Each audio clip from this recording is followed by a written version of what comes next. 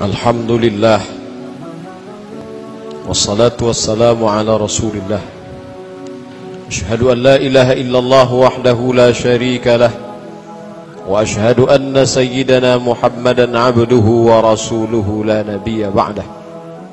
Allahumma salli ala sayyidina Muhammadin an-nabiyil ummi wa ala alihi wa sahbihi wa barik wa sallim. Qala Allah ta'ala fil Qur'anil azim wa huwa asdaqul qailin. A'udzu billahi minasy syaithanir rajim. Bismillahir rahmanir rahim.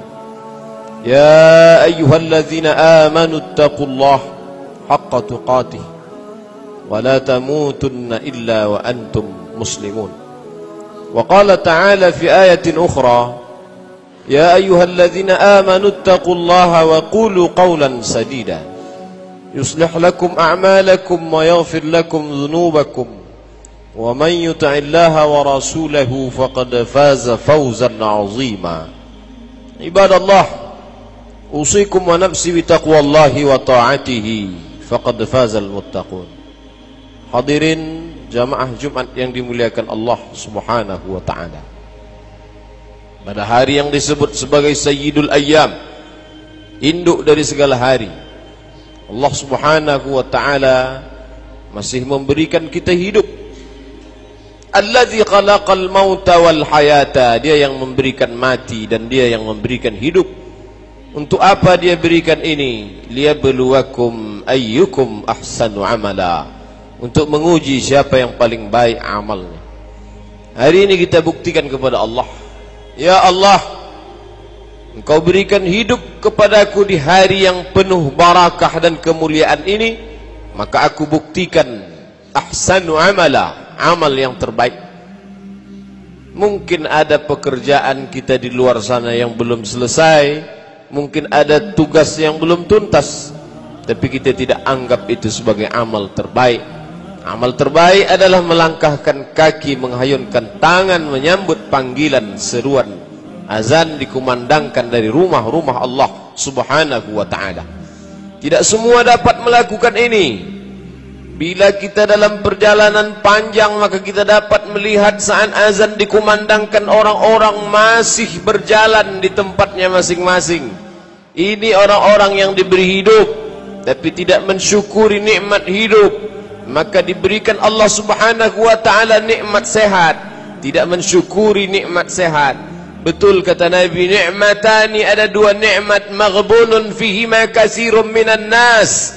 Banyak manusia yang tertipu, terpedaya dengan dua nikmat tersebut. As-sihhatu wal faragh, nikmat sehat dan nikmat waktu luang, umur yang diberikan Allah Subhanahu wa taala. Alhamdulillah, salah satu dari rukun khutbah yang mesti diwajibkan diucapkan oleh khatib adalah alhamdulillah. Puji syukur kepada Allah Subhanahu wa ta'ala. Siang ini kita diberikan nikmat hidup, nikmat umur panjang, nikmat badan sehat wal afiat, dan yang lebih besar daripada itu adalah istiqamah dalam iman dan Islam. Masih ada rasa takut kepada Allah Subhanahu wa ta'ala. Takut itulah yang membuat kita meninggalkan ruku, barang dagangan, kantor, kesibukan. Padahal kita tidak tinggal di negeri yang mewajibkan salat Jumat. Tidak ada undang-undang yang mengikat kita untuk datang ke masjid hari ini. Lalu apa yang membuat kita datang? Rasa takut kepada Allah Subhanahu wa ta'ala. Itu pula lah yang menjadi salah satu rukun khutbah Jumat. Khatib wajib menyampaikan dan jamaah wajib mendengarkan, bahkan disampaikan nanti pulang kepada anak, istri, keluarga. Salah satu dari rukun khutbah adalah usikum wa nafsi bitaqwallah. Usikum, aku pesankan, kata khatib, kepadamu semua kaum muslimin yang melaksanakan salat Jumat, wa nafsi, dan pada diri khatib sendiri, bitaqwallah, takut kepada Allah Subhanahu wa ta'ala. Jamaah Jumat yang dimuliakan Allah, umat Islam sampai pada masa-masa keemasannya. Pada saat itu, andai ada orang yang sanggup berjalan kaki dari San'a, ibu kota Yaman yang sedang bergejolak sekarang, sampai kepada Darul Bayda, ibu kota maghribi Maroko di Afrika Utara. Siapa yang sanggup berjalan kaki, tantang oleh khalifah yang amat sangat masyhur Umar ibnu Abdul Aziz. Siapa yang sanggup berjalan kaki dari San'a, Yaman ke Darul Bayda, Afrika Utara, untuk mencari orang-orang fakir miskin yang susah, maka dia tidak akan menemukan. Begitulah hebatnya masa-masa keemasan Islam. Pada masa-masa sebelum itu, seorang yang memegang kunci Baitul Maqdis, dia langsung menyerahkan kepada Umar ibn Khattab. Umar bin Khattab pun datang menerima kunci itu. Mengapa mereka begitu takut? Karena Islam memiliki kekuatan. Pada masa-masa keemasan Islam, ketika seorang perempuan ada yang menjadi korban pelecehan seksual, lalu dia hanya mengatakan, wa Umarah, wahai Umar, tolonglah aku. Maka pada saat itu Umar bin Khattab tidak membawakan pedang, dia tidak menghunuskan pedang meneriakkan perang. Dia hanya membuat satu barisan yang amat sangat panjang, sehingga bergetarlah hati musuh. Dan memang Allah mengatakan, wa a'iddu lakum mastata'tum min quwwah, persiapkanlah kekuatan. Dengan kekuatan itu turhibuna bihi aduwallahi wa aduwakum. Dengan kekuatan itu maka musuh Allah, musuh kamu semuanya menjadi gentar. Ketika kalimat Allah dikatakan Allahu Akbar, maka musuh-musuh Allah menjadi takut. Tapi bukan berarti Islam itu agama radikal, agama yang menghalalkan darah orang. Islam adalah sesuai dengan namanya Islam, berasal dari kata salam, penuh dengan kedamaian. Tapi umat Islam mesti memiliki kekuatan, karena kalau tidak dia akan diinjak-injak, dia tidak lagi dihormati. Lalu di manakah kita saat ini? Apakah kita berada pada masa keemasan Islam, atau justru kita hari ini hidup pada masa Islam amat sangat lemah? Betapa senangnya hati kita ketika membaca koran bahwa jamaah haji kita jamaah haji terbanyak di dunia. Betapa bangganya ketika melihat berita televisi tabligh akbar, masjid-masjid besar sampai ke pelataran parkirnya penuh dengan tetesan air mata munajat bermohon kepada Allah, ya Allah. Betapa senangnya hati kita. Hari ini, besok pagi kita pergi ke airport, berbagai macam model baju batik jamaah umrah berangkat ke tanah suci Makkah. Hampir 1000 orang satu hari orang Indonesia berangkat. Apakah kita sedang berada di masa keemasan Islam? Satu sisi mungkin ya, tapi lihat sisi yang lain. Di tengah umat Islam yang banyak ini, orang begitu mudah mengatakan, apa salahnya minum khamar? Memangnya ada orang minum khamar mati gara-gara khamar? Di negeri Muslim yang terbesar itu orang begitu mudah mengatakan kata-kata yang menyengat telinga hati orang beriman. Di mana kekuatan umat Islam? Mengapa orang berani melecehkan Islam? Karena kita tidak punya kekuatan. Kita memang banyak.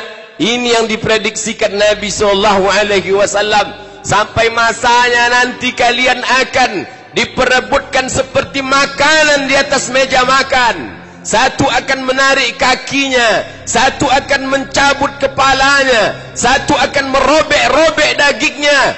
Lalu sahabat bertanya, aqillatun nahnu yawma idzin ya Rasulullah? Apakah jumlah kami sedikit waktu itu wahai Rasulullah? Rasul menjawab, bal antum kasirun, jumlah kamu banyak. Lalu kenapa? Apa yang menyebabkan kami disepelekan orang, sehingga kami dianggap hina, sehingga agama kami diinjak-injak orang? Mengapa mereka tidak hormat kepada kami wahai Rasulullah? Asabakumul wahnu, kamu terkena penyakit wahan. Wa mal wahnu ya Rasulullah? Apakah wahan itu wahai Rasulullah? Rasul menjawab, hubbud dunya wa karahiyatul maut. Kamu terlalu cinta pada dunia dan kamu takut mati, dan musuh kamu tahu itu, maka dia tidak menghormati dan tidak memuliakan kamu. Salahkah musuh kita? Terlalu banyak yang menyalahkan musuh, terlalu banyak yang mencaci maki kegelapan, tapi tak banyak yang menyalahkan lilin di tengah gelap. Salahkah musuh? Ya, tapi diri kita juga salah. Mengapa lemah? Mengapa bodoh? Mengapa jahil? Mengapa terpecah belah? Maka satu-satunya jalan tak lain tak bukan adalah wa'tasimu bihablillah, berpegang teguhlah tali Allah, wala tafarraqu, jangan berpecah belah pada masalah-masalah khilafiyah, masalah-masalah perbedaan mazhab. Na'mal fima ittafaqna wa na'tazir fima ikhtalafna. Mari kita berlapang dada menerima perbedaan, dan mari kita beramal pada perkara-perkara yang kita sepakati. Tidak akan ada yang lebih bahagia melihat perpecahan kita selain daripada orang-orang kafir, yang memang itulah yang mereka inginkan. Lan tarda, lan, Allah tidak menggunakan kata la tidak, tapi dipakai kata lan, tidak akan. Walan tarda, mereka tidak akan ridha, mereka tidak akan senang, mereka tidak akan merasa puas hati. Angkal yahudu walan nasara, Yahudi dan Nasrani. Sampai kapan? Hatta tattabi'a millatahum, sampai kamu ikut agama mereka. Ikut agama bukan berarti kita berubah menjadi Kristen, menjadi Nasrani, menjadi Yahudi. Kita tetap Muslim, tapi kita tidak lagi memiliki izzah, kekuatan, harga diri sebagai seorang Muslim. Hanya sebagai Muslim ritual, hanya sebagai Muslim biologis.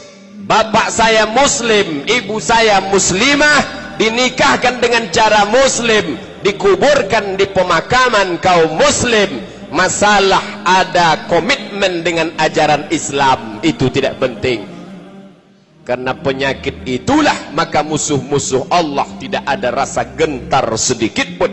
Padahal negeri ini dulu diperjuangkan dengan nama Allah. Bung Tomo di Surabaya meneriakkan kalimat Allahu Akbar.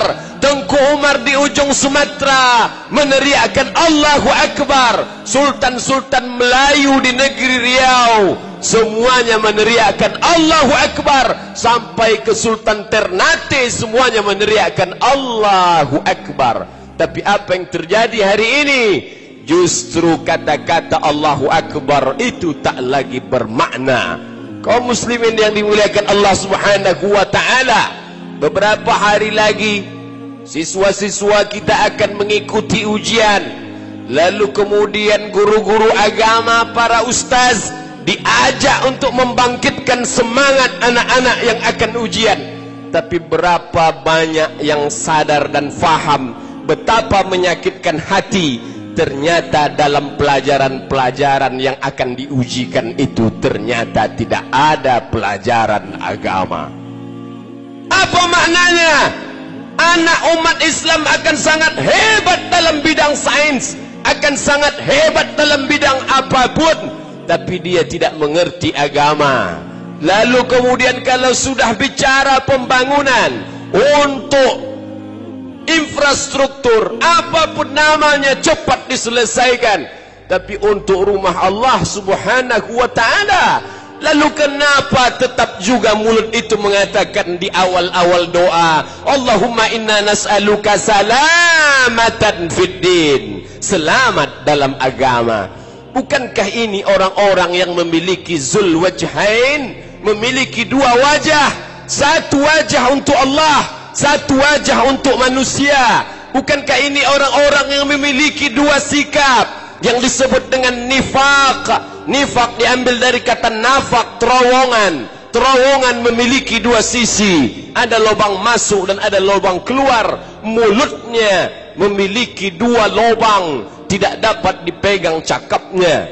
Oleh sebab itu Allah Ta'ala memberikan ancaman bagi orang-orang yang memiliki dua sikap dan dua kata. Innal munafiqin, orang-orang yang munafik, fid darkil asfali minan nar, tempatnya adalah di dalam keraknya api neraka. Paling tidak sampai saat ini khutbah Jumat belum lagi dilarang. Paling tidak Sampai hari ini suara azan masih berkumandang.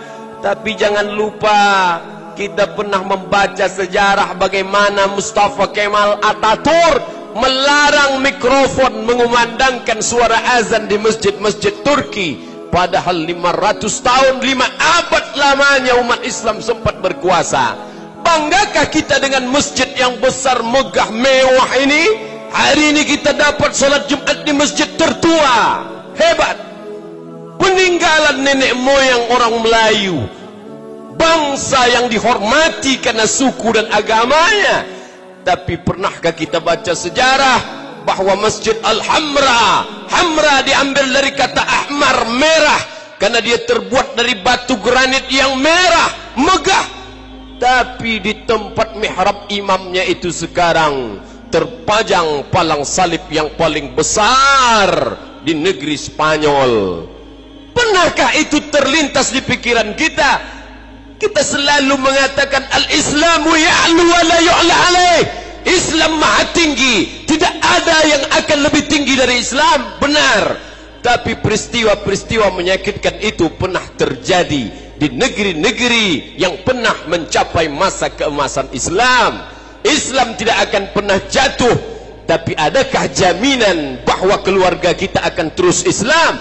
Adakah jaminan bahwa kota kita akan terus diisi kaum muslimin? Adakah jaminan masjid yang megah ini akan tetap tegak berdiri sebagai masjid?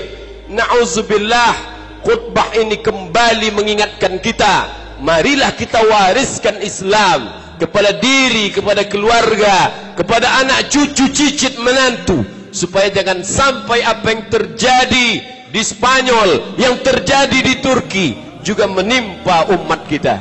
Kaum muslimin yang dimuliakan Allah Subhanahu wa taala, tidak semua kerajaan-kerajaan Melayu seberuntung negeri yang kita diami. Apa yang terjadi dengan Patani di Thailand Selatan? Mereka tidak dijajah Inggris, tidak pula dijajah oleh Belanda. Betapa menyakitkannya, mereka justru dijajah oleh orang-orang Siam. Sampai hari ini masih terjajah. Berkata setiap hari asyhadu an la ilaha illallah wa asyhadu anna Muhammadan Rasulullah. Seorang suami akan pergi ke sawah, dia berdoa bismillah tawakkaltu ala Allah la haula wala quwata illa billah. Tapi dalam hatinya dia khawatir anak gadisnya akan diperkosa oleh tentara Thailand, istrinya akan dilarikan oleh orang-orang yang jahat. Kita masih beruntung sampai saat ini. Tapi tidak cukup berpuas sampai pada titik itu. Karena jika tidak kita bangkit, bukan berarti makna bangkit menjadi umat yang radikal, menjadi umat yang keras. Kita akan dihormati kalau kita punya kekuatan. Kekuatan ilmu, kekuatan iman, kekuatan harta, kekuatan ilmu pengetahuan. Umat lain akan meremehkan kita karena kita lemah. Lemah iman, lemah ilmu, lemah ekonomi. Maka bagi yang kaya, teruslah berusaha. Imam kita selalu membacakan ayat idza qudiyatis shalah. Kalau salat sudah dilaksanakan, fantashiru fil ardh, bertebaranlah di atas muka bumi, wabtaghu min fadlillah, carilah karunia Allah. Silakan mau jadi orang kaya, kaya sekaya-kayanya. Karena dengan kekayaan itu orang akan gentar melihat kita. Dengan kemiskinan kita, orang akan meremehkan kita. Tapi kalau sudah kaya, jangan lupa bantu masjid, bantu fakir, bantu miskin, keluarkan zakat. Bagi yang berilmu silakan, tuntutlah ilmu sampai kemanapun. Walaupun hadis ini dhaif, tapi boleh dipakai untuk fadail amal. Utlubil ilma walau bisin, tuntutlah ilmu walau ke negeri Cina. Salahkah itu? Tidak. Ke negeri kafir. Al-haqqu dhallatul mu'min, kebenaran itu adalah milik orang beriman, tapi dia hilang. Aina wajadaha fahuwa ahaqqu biha, di mana dia dapatkan, maka dia yang berhak untuk mengambilnya. Jika rantai cincin gelang kita hilang, lalu dia berada di tangan orang kafir, apakah kita akan mengatakan itu bukan punya kita? Itu milik kita. Itu milik kita yang hilang di tangan orang lain, dan kita harus ambil, rebut kembali. Maka al-mu'minul qawi, orang mukmin yang kuat, khairun, dia lebih baik, wa ahabbu ilallah, dan dia lebih dicintai Allah minal mu'minid dhaif, daripada mukmin yang lemah. Siapa yang imannya bisa dibeli dengan sebungkus mie instan? Siapa yang suaranya bisa dibeli dengan saweran 50.000? Siapa yang imannya bisa dibeli dengan baju bekas? Orang-orang yang lemah ekonomi, lemah iman, lemah ilmu. Oleh sebab itu dalam Islam kita menjadi kuat, kebanggaan, menjadi hebat, kemuliaan. Nabi Muhammad sallallahu alaihi wasallam masuk ke kota Makkah Al-Mukarramah dengan membawa 10.000 pasukan. Tidak ada satu kepala pun yang putus, tidak ada satu tombak pun yang melayang, tidak ada satu anak panah pun yang mencabik-cabik, melukai siapapun. Nabi datang dengan damai. Lalu untuk apa dia bawa 10.000 pasukan? Show force, menunjukkan kekuatan. Inilah umat Islam yang kuat. Ketika